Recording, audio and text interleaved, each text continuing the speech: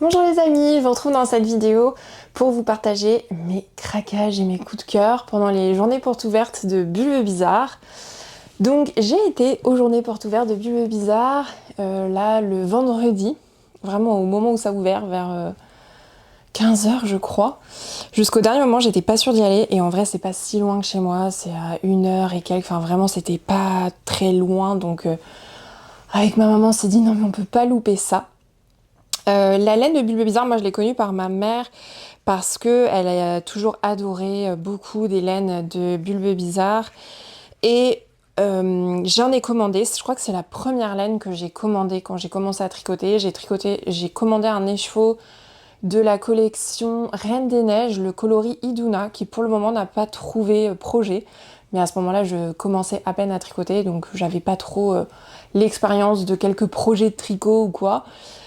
Et en fait, j'avais trouvé que c'était très long à arriver. Et c'est vrai que depuis, c'est ce qui m'a un peu refroidi à commander sur le site. Je sais que sur les laines de teinturier, il y a toujours un délai. Mais là, j'avais trouvé que c'était vraiment très long. Et puis, quand j'ai reçu la laine, elle était tellement belle, tellement incroyable que je me suis dit, bon, bah, ça vaut le coup d'attendre parce qu'elle est sublime. Absolument sublime. Faut juste se mettre en tête que quand tu commandes, bon, bah, te dis pas que tu vas avoir ta laine tout de suite. Voilà, et puis en fait dernièrement elle a sorti une collection pour le printemps avec un coloris, le coloris Wisteria dont je suis tombée complètement folle amoureuse et je voulais absolument faire ce projet-là, donc cette petite veste dans le coloris Wisteria. Je voulais absolument faire ce gilet donc avec ce coloris Wisteria. Et au final, j'arrivais pas à me décider parce que le patron, je sais plus de quelle origine elle a, je sais plus en quelle langue est le patron, mais en gros, c'est des tailles qui sont pas très grandes. Et voilà, moi je suis très grande, je fais plus d'1 m 80, je fais un certain poids, donc j'ai quand même je fais toujours des tricots dans les tailles maximales. Enfin, c'est quand même, j'ai besoin de, voilà, je suis grande, voilà, j'ai besoin de grandes tailles. Et des fois, les patrons sont pas inclusifs, et à ce niveau-là, en tout cas. Et du coup, bah, il n'y avait pas ma taille, donc il fallait en plus que je réfléchisse pour le faire plus grand. J'étais pas sûre. Au final, ça faisait un certain budget. J'avais un panier de plus de 300 € sur la Wisteria, parce que je voulais aussi faire le cache-cœur de chez Rowan avec le mohair de chez Bulbe Bizarre en coloris Wisteria. Il a l'air, mais oh, incroyable, magnifique. Je l'ai pas vu pendant les portes ouvertes parce qu'en fait c'est ça qui m'a décidé à aller aux portes ouvertes. C'est je me suis dit je veux absolument le voir en vrai parce que j'arrivais pas à me décider à le commander en ligne. Donc je me suis dit je vais aller aux portes ouvertes pour le voir en vrai et parce que je savais qu'aux portes ouvertes il y avait des écheveaux qu'elle appelle oupsie, c'est-à-dire en gros qui ont un petit défaut qui font qu'elles les vendent pas mais qui sont un peu moins chers. Et ça n'empêche pas de tricoter avec, donc je me suis dit peut-être qu'il y aura des Wisteria en oupsie que je pourrais acheter. Donc j'ai toujours cette idée de faire ces deux projets en Wisteria, le premier en DK si je me souviens bien, ou en fingering, je sais plus, je crois que c'est de la DK. Et le deuxième, donc le cache-cœur de chez Rowan, de le faire en mohair Wisteria. Mais voilà, je sais pas quand, comment, parce qu'en fait j'ai été aux portes ouvertes et il y en avait pas. Donc voilà, donc j'ai pas pu voir ce que je voulais pour ce coloris-là. Je voulais voir le mohair, je l'ai pas vu, ou peut-être qu'il y était et que je l'ai loupé, je sais pas. Mais j'en ai parlé avec elle, elle me disait qu'elle en avait pas avec Pauline, donc je ne sais pas. Bref, donc c'est pour ça que j'y suis allée. Et au début, je me suis dit, je vais être raisonnable, vraiment, j'achète pas grand-chose. Et vous savez comment ça se passe. J'ai une caisse entière à vous montrer. Donc j'ai craqué, donc là j'y suis allée avec ma maman, c'était vraiment super sympa d'y aller, je vais vous montrer toutes les laines que j'ai achetées. C'était vraiment super sympa de les rencontrer, de rencontrer l'équipe, de voir l'atelier et puis de voir toutes ces tricoteuses. Je dis tricoteuses parce que c'était principalement des femmes, il y avait vraiment beaucoup de femmes. C'est fou comme on est beaucoup de femmes dans cette communauté. Et voilà, mais aussi des tricoteurs, enfin voilà, en tout cas rencontrer la communauté de tricoteurs, une partie et de voir tout le monde qui porte les pulls, qui tricotent, je trouve ça incroyable. Tout le monde, vous voir porter vos projets, si vous y étiez d'ailleurs, dites-moi si vous avez été aux portes ouvertes de Bulbe Bizarre, de vous voir porter les projets, puis même cette ambiance qui est tellement conviviale, c'est indescriptible. Mon mari, il dit, tu as trouvé une nouvelle communauté de bisounours, parce que je suis sur les réseaux sociaux pour mon travail, et c'est vrai que j'ai une communauté de bisounours. Il me dit, mais là, avec ta nouvelle passion pour le tricot, tu as découvert et intégré une nouvelle communauté de bisounours, et je trouve que c'est tellement ça. Communauté de créatifs, et vraiment, c'est tellement une communauté qui est agréable. Donc bref, c'était un bonheur de me plonger dans ce monde-là, surtout que je voulais aller au Woolstock avec ma mère en Suisse, et que, je crois que c'est en Suisse, donc c'est à la frontière suisse, bref, je voulais aller au Woolstock cette année, et on n'a pas pu y aller finalement. Donc c'était un peu une façon de se dire, bon, on fait quand même un événement laine ensemble avec maman. Donc on a été à la porte ouverte, on a pu voir l'atelier, rencontrer l'équipe, et donc voir les laines. Donc avec ma maman, on se dit, on est raisonnable. Ma mère achète 3 écheveaux pour faire un châle, je crois, mais finalement, elle va tricoter le moulin rouge, je crois. Elle vous dira si elle vient faire le podcast sur la chaîne. Et moi, je vous montre. Donc j'ai craqué pour 2 écheveaux. Donc au début, tout simple, je craque pour des non reproductibles. Donc en fait, c'est quand elles font un coloris, elles cherchent à faire un coloris et que c'est pas exactement ce qu'elles voulaient, eh bien elles les gardent elles les avaient en non reproductible, puisque en fait elle va pas les reproduire parce que c'est pas exactement ce qu'elle recherchait comme coloris, si j'ai bien compris. Donc là c'est un non reproductible. Je pense que c'était pour Soda Pop de la collection K-pop Demon Hunter. Donc ça c'est le cake et ça c'est l'écheveau. Et j'ai craqué parce que si vous avez vu mon premier podcast, je parle beaucoup de mon amour pour les couleurs arc-en-ciel. Donc ça c'est le non reproductible, sock extra fine, mais je pense que c'était pour faire le coloris Soda Pop. 85% mérino superwash, 15% nylon, donc c'est 400 mètres pour 100 grammes. Donc voilà, j'ai craqué, j'en ai pris 2. Celui-là je l'ai fait en cake, en plus comme ça vous voyez bien le coloris. Donc je pense que c'est très très proche du coloris Soda Pop, hein, vraiment. Donc voilà, donc j'en ai pris 2 écheveaux. À la base, je voulais faire un châle avec ce modèle-ci ici. Je vous mets le modèle que je voulais faire ici. Sauf que en faisant les échantillons, je me rends compte que c'est pas du tout ce que j'imaginais. Donc voilà, là ça c'est l'échantillon. En bas, il est tout seul.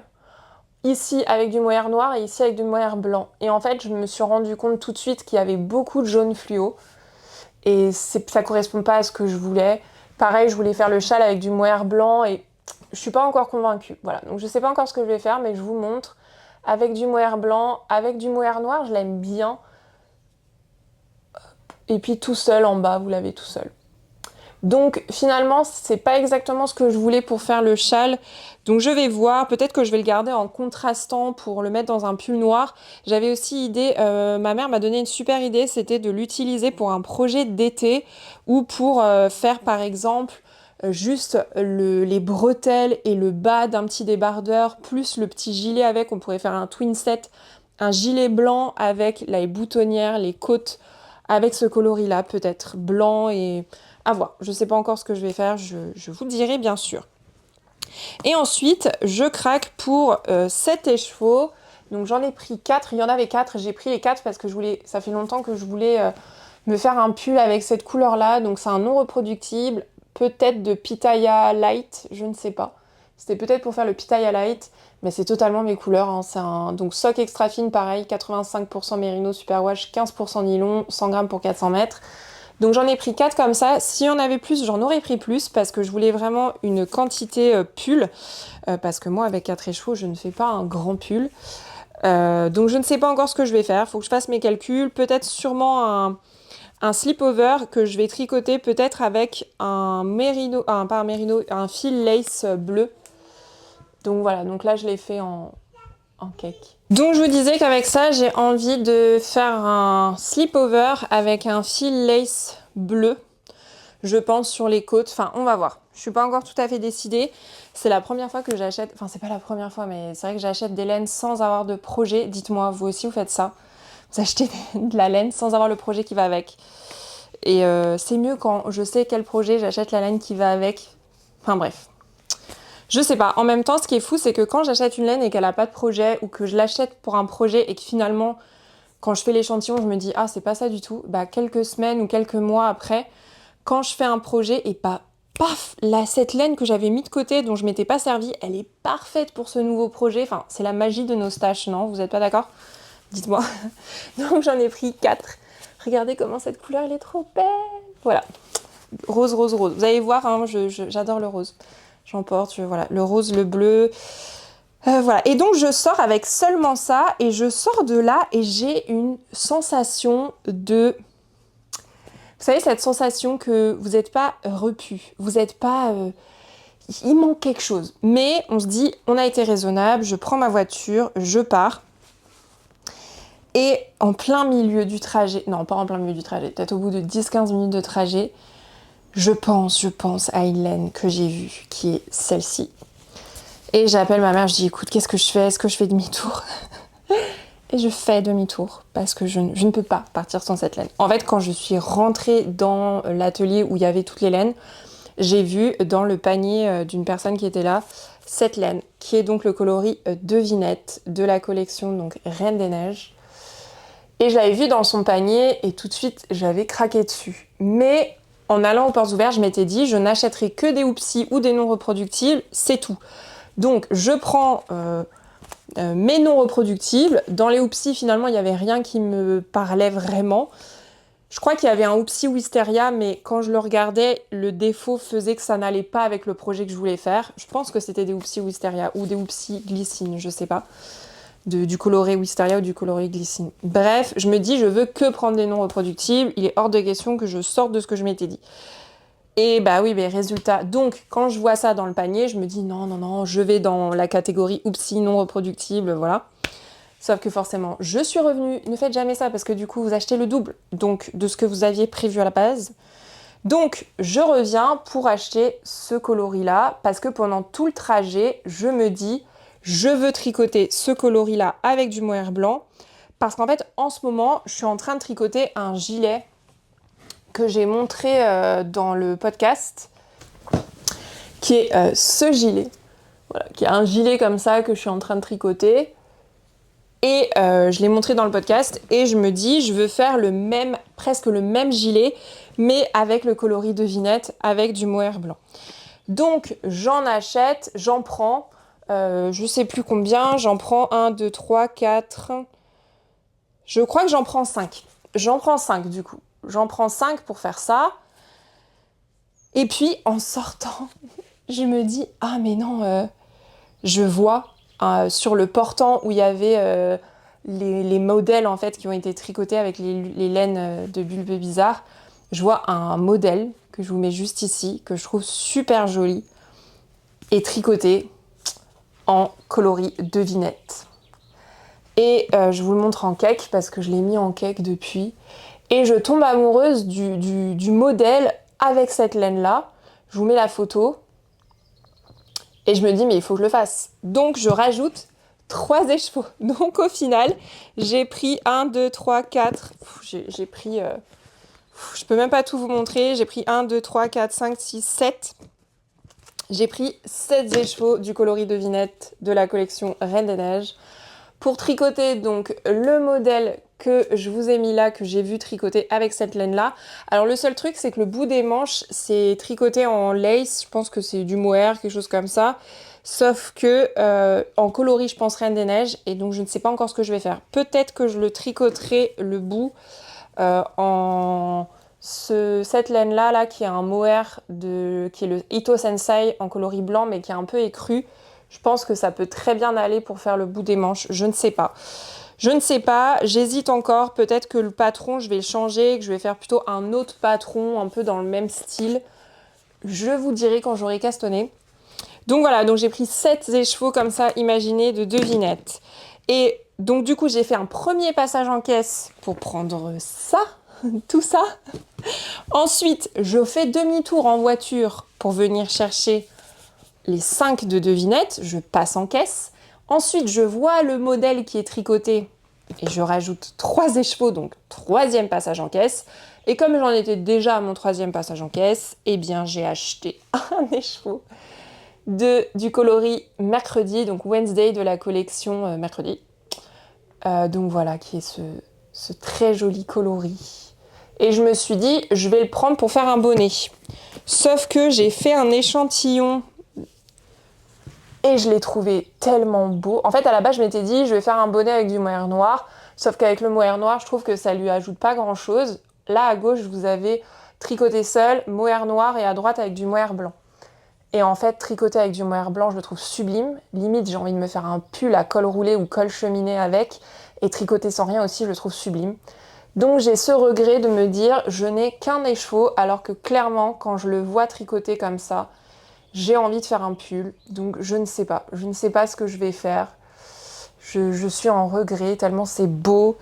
Il me faudrait une quantité de pull et j'ai que un écheveau. Donc je sais pas. Pour le moment, il va dormir un peu dans mon stash. Peut-être que j'arriverai à trouver des écheveaux de mercredi quelque part.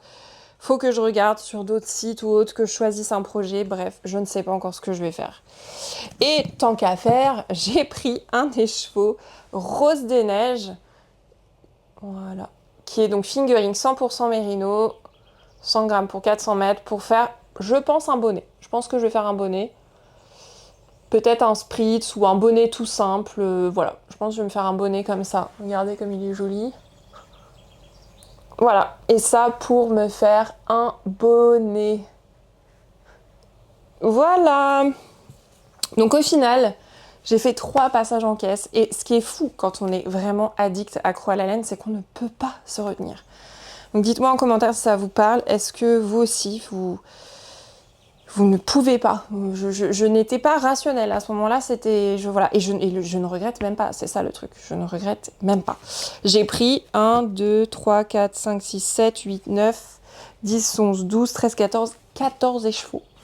En 3 passages à la caisse, parce que forcément ça passe mieux psychologiquement. Donc voilà, c'était mon craquage chez Bulbe Bizarre. Merci à toute l'équipe, j'étais trop contente de vous rencontrer. Vraiment, c'est un très très beau travail. Bravo à toute l'équipe. Voilà, je reviendrai l'année prochaine, c'est sûr, sauf que je me préparais psychologiquement à avoir un budget. Et je préparais des projets. Voilà. J'ai vu aussi, là pour le coloris Soda Pop, j'ai fait aussi un petit échantillon avec le rose. Voilà, et avec... qu'est-ce que c'est? Avec du mohair rose. Voilà, si ça vous donne envie. Donc c'est le coloris, bon, Soda Pop, hein, non reproductible, mais on va dire Soda Pop, avec un mohair Ito Sensei. Le rose, là, c'est Azalée, je pense. Et ça, c'est avec la laine rose. Voilà ce que ça donne, si ça peut vous inspirer, vous donner envie. Voilà les amis, donc dites-moi si vous avez été aussi à la porte ouverte de Bulbe Bizarre. J'espère que ce déballage de belle laine vous aura apporté de la douceur, de la beauté, vous aura inspiré peut-être pour des projets. Est-ce qu'il y a des projets que je vous ai montré, que vous avez déjà fait ou que ça vous a donné envie de faire? Et dites-moi un peu ce que tout ça, ça vous a inspiré. Et aussi, qu'est-ce que vous feriez avec les laines que je vous ai montrées? Qu'est-ce que vous feriez avec 2 écheveaux de Soda Pop? Qu'est-ce que vous feriez avec les roses? Surtout celui-là. Qu'est-ce que vous feriez avec ça? Avec l'échantillon que je vous ai montré. Voilà, je vous souhaite le meilleur. Prenez bien soin de vous, tricotez bien et à la prochaine!